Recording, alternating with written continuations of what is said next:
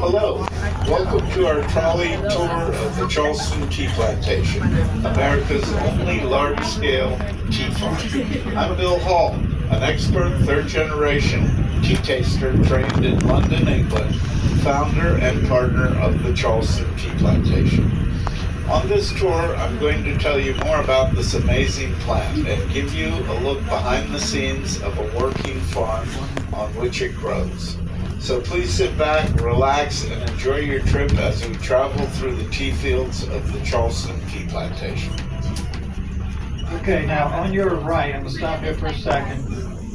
Some of the stuff you may have heard in the factory tour, but this field to your right was the original factory that was original field that was started here in 1967, and it was here. Lipton Tea Company. You probably heard of Lipton Tea. They came out here and started this field here from the plants they found in Somerville. And Lipton just wanted to see if they could grow tea in North America, because this is the only one in North America that is commercially grown. And so that's what they did in this area here. And they were pretty good at, it was more of an experiment. They never used this tea for what they sell and the stuff. They were just trying to see if they could grow. But in 1987, they sold it to Bill Hall, who's the man that you just heard on the PA system. He had to go to school for 4 years in London, England to learn how to become a tea taster. And his father and grandfather were tea tasters as well. And anything to the left of this field, which we're going to see in just a second, is what he grew. It's a 127-acre farm. And then in 2003, that's when he decided he needed a partner. So you've heard of Bigelow. The Bigelow Tea came in, they were friends, and so they bought the farm from him, and then he continued on growing it and harvesting it, so that he became a partner of that.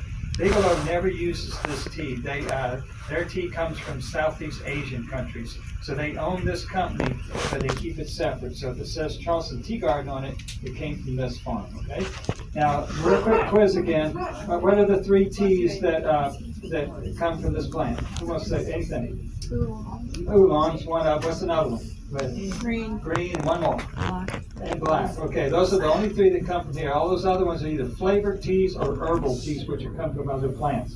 Now, Bill's going to come back on as we start riding around, and he'll give you more information about these plants. And you can see all the different shades of greens, and he'll explain that as well, so as we get going here.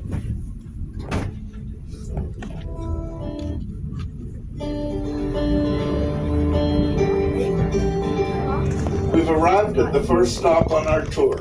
Out of the right side of the trolley are roughly 25,000 tea plants. These bushes are cousin to the common southern Camellia japonica and sasanqua. Tea plants are called Camellia sinensis. Sinensis in Latin means Chinese. Therefore, Camellia sinensis stands for Chinese camellia. This was the first field to be planted on the farm. These plants grew from cuttings taken from tea plants that were brought into this country from China over 100 years ago. You could say we're looking at a real piece of living American history. Looking out the window, we see subtle color changes indicating different sinensis varieties. There are over 320 varieties of Camellia sinensis in this field. This is the only plant used to make tea. Green, oolong, and black, all 3 varieties come from the same plant. Tea loves high temperature, high humidity, and good rainfall. And of course, Charleston provides all 3 in large quantities. Tea, however, does not like wet feet. This means soggy roots. As you ride around, you will notice we have many ditches next to the tea fields. This is for good drainage. The soil here is fairly sandy, which allows the rain to drain quickly into the ditches and away from the tea fields. We are very proud of the restoration project that has taken place with our plants. Partnering with Bigelow Tea back in 2003 has provided the tea plantation with the needed resources to care for our plants and bring modern horticultural practices to the farm. This will ensure that Charleston Tea Plantation has a bright and healthy future. Each year since 2003, we've been able to more than double the previous year's yield of fresh leaf harvested from the fields. This enables us to bring more of our great tea to more and more tea lovers across the United States. Okay, now if you look to your left, and you'll see the first two fields to your left and the first one on the right. Those, you don't see any weeds or vines in there. The guys are walking down the rows right now, getting all the fields ready for the season to start. So they go down each row and cut out the vines and weeds that have been growing up all winter. And if you look further up to the left, you see that field had been weeded with all that stuff growing in it. And of course, the one right here to the right as well. You can see tall stuff there. But they'll have all that ready to go when the season starts. And our season usually starts April through October. But it looks like this year we're about 2 weeks away from actually planting. We're going to be early this year because we had such an early spring. So they're trying to hurry and get everything ready for the season. The last 4 seasons, we've been able to extend it into late fall. We have been cutting to about the second week of December because it's been staying warm, and it's kind of like normal warming here. But we can cut more because the plant's still growing. The plant tells us when the season's going to come to an end, and that's when it'll flower. And it'll have a little white flower with a gold center. Doesn't have a lot of fragrance to it, but the best way to describe it when it's in full bloom out here is if someone threw popcorn over all the fields at one time. So that's our signal that the season's over. But right now we've been cutting into the 1st of December. Now back here, you're only going to find 8 varieties. Remember, he said there was 320 varieties in that front field. It was an experiment to see if they could find the fastest and strongest plants on this farm. And so when they found these 8, they put them all back here is what they're going to plant 8. Now it doesn't matter if you have 320 out in front and 8 back here, it's all going to taste the same. The soil flavors the tea. The nutrients and minerals in the soil will actually give the flavor to the tea. If you were to dig these plants out and plant them somewhere else in the world, the tea would taste different. Just like coffee is the same way, it has different flavors to it. Now as we start riding through here, you notice everything's in these large rectangles. That's the Bill divided the 127-acre farm into 18 sections. They'll cut 1 section a day, and they can cut each field an average of 7 to 10 times in the season. Now, Bill's going to come back on and give you some more information about the plants and the island we're on, and a little bit about this pump station too. Charleston Tea Plantation is located on a very special piece of land in the Low Country. Nestled away just 30 minutes from historic downtown Charleston, Guatemala Island has not only been able to maintain its agricultural roots, and also has an amazing history of its own. As you drove down Maybank Highway, did it seem as if you were going back into another period of time? It's a feeling which island residents guard as one would a precious jewel. On the left is part of our pond transfer and irrigation system. It allows us to move water to and from each of the 3 ponds depending on demand from our irrigation system. Tea likes about 1 inch of rain per week or 52 inches per year. Normally, Mother Nature provides us with enough rainfall. However, sometimes she can be a little stingy, and for baby plants in the field, this can be a problem. That's when our irrigation kicks in and provides the water needed to keep them happy. Tea, once mature, is a very healthy plant, which can live for hundreds of years. In fact, there's tea on record 600 years old, still producing a fine quality tea. Our season begins in April and runs through the end of October. During this time, new leaves grow up approximately every 15 to 18 days. Therefore, we stagger the farm into 18 sections for harvesting, 1 section per day, and by the 18th day, we're back at the original field. We are proud to say we do not use any pesticides in the growing of our tea. You might see some weeds growing up above the plants, but rest assured, they're hand-pulled just before we harvest that field. Now, this building on your right is a greenhouse. It's our greenhouse. They can hold 14,000 plants at a time. Wow. They just moved all the plants out of it, so it's kind of empty right now. You can see they brought some supplies in. They're getting ready to bring in 7,000 new cuttings here very shortly, so there's really nothing in there to see until we get it going. But all the plants that you see out here have been planted by cuttings. There's nothing but seeds. That's all cuttings, and it all goes in there. And now the plants that we root in there are going to take 11 months in there Then when they bring them out to the field, it'll take 3 more years before it's big enough. You guys will either be juniors or seniors when we start harvesting the plants that come out of there. So that's how long it takes to get a mature plant. Now, when Bill just finished saying that we cut a field every 18 days, so if you come out here during the summer, you can always guess which field's going to be harvested in the next day or two. It's pretty obvious. It normally grows 3 to 5 inches in that time frame. You can see the new growth's already starting to come on the top of these plants here. These fields are ready to go.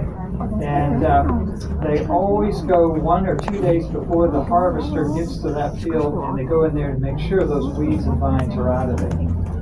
Now this tree to your right, I know you've been to the angel oak, but this tree here is another live oak tree. We call this one a wedding tree out here because we have lots of weddings in the spring, the fall, in Charleston. They have them here, it's always set up and decorated there.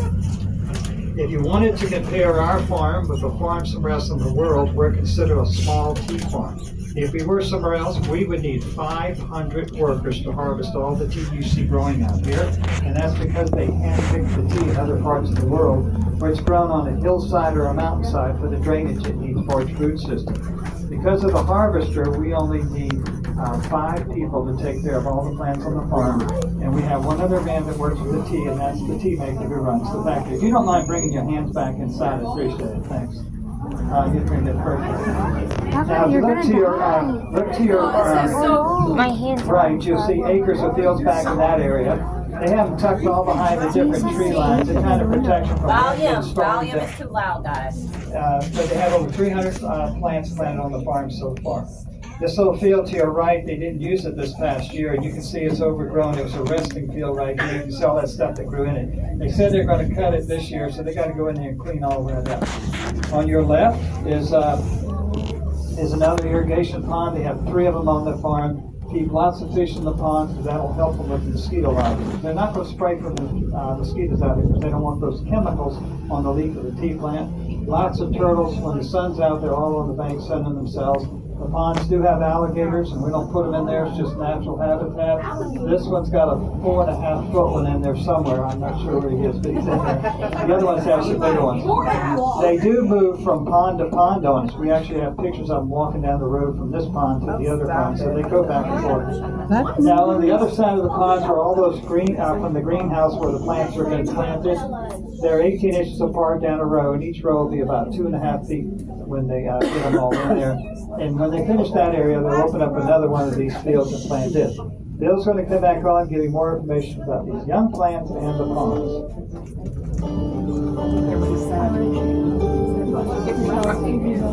We've arrived at the back 40, so they say, where we've recently planted cuttings from our greenhouse. As you've just heard at our greenhouse, our entire planting is from cuttings and not from seeds. These plants form roots in our greenhouse and then are planted to the field with drip tubing irrigation lines next to each plant. This allows us to provide the water if Mother Nature holds back on us. These plants will start giving us leaf in about 1 year when they will be tall enough to be harvested. By the 4th year in the field, they will reach maturity and yield decades of fresh leaf that will be processed and used in our different varieties of tea we offer. Out of the windows of the trolley, you see our main irrigation pond. We call it Pond 3. Pond 2 you saw from a distance at our last stop, and Pond 1 is in front of the farm by the first bend in the driveway when you enter the plantation from Maybank Highway. The pump house you see to the right of the pond is being completely refurbished with the latest irrigation equipment from around the world. But that's only the beginning of the story. Remember the pump house we pointed out to you next to Pond 2? Well, from that pump house, we can control the level of water in all 3 ponds. If we need more water in this pond, we simply have to open and close a series of valves and water will transfer from either Pond 1 or Pond 2. That's very important since each time we irrigate our new plants, we need approximately 35 to 40,000 gallons of water. Tea is a very environmentally friendly crop to Guatemala Island. First, Once tea is planted, the soil will never be tilled again. Therefore, no soil erosion will take place. Second, we do not use any insecticides or fungicides which can harm our plants, other plants, animals, or the environment. And last but not least, we plant approximately 4,900 oxygen-producing plants per acre. On the left are those new plants from our greenhouse, and each year we continue to plant more plants in the open sections of the farm. Yeah, the only fertilizer that we use is nitrogen, phosphorus, and potassium, and that's the only thing that ever goes out on the plant. So it's pretty close to being organic, but can't quite be because we use those three things. We do have all kinds of animals on the farm, including bobcats, foxes, and coyotes. They like to hang around these thick tea fields, mainly because there's lots of little animals and things living inside there, and it's a great food source for them. We have turkeys. You'll see them early mornings, late afternoons, and the breaks between the fields. And we do have all four of the venomous snakes in North America out here, including the coral snake. So we have the rattlesnake, the copperhead, and the water moccasin as well. If you were to stand on the corner of a field right when that harvester cranks up and cut a section, watch what comes running or flying out of there, you'd be amazed what's living in there. But the owl's birds go right back in there as soon as they finish. Of course, the deer are hiding in the fields during the daytime. Now, Bill's going to come back on and give you some facts about tea. He's going to ask you two questions. If you think you know, just shout them out.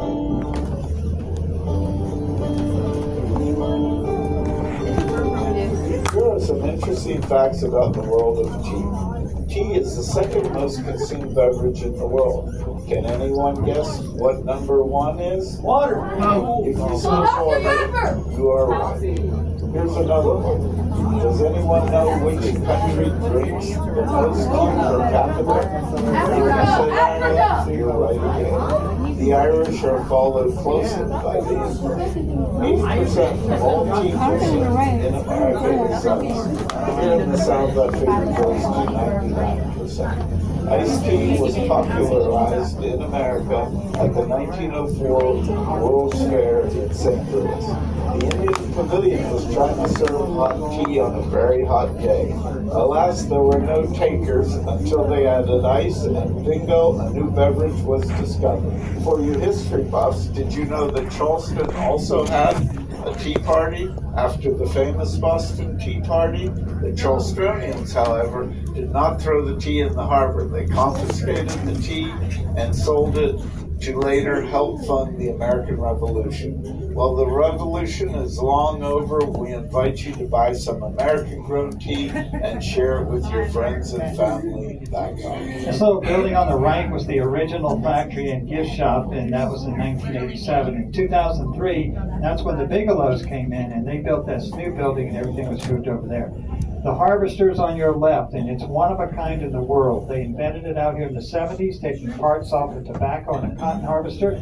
When that hopper in the back is full, it weighs around 700 pounds of leaf, and that's what they'll empty into a truck and take it to the tea maker and start making the tea. And they make the black tea in the summertime, and they make the green tea in the fall, so they do that.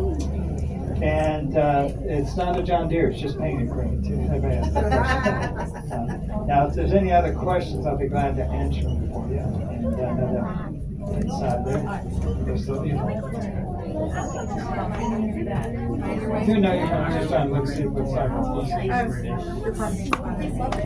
Did your parents make you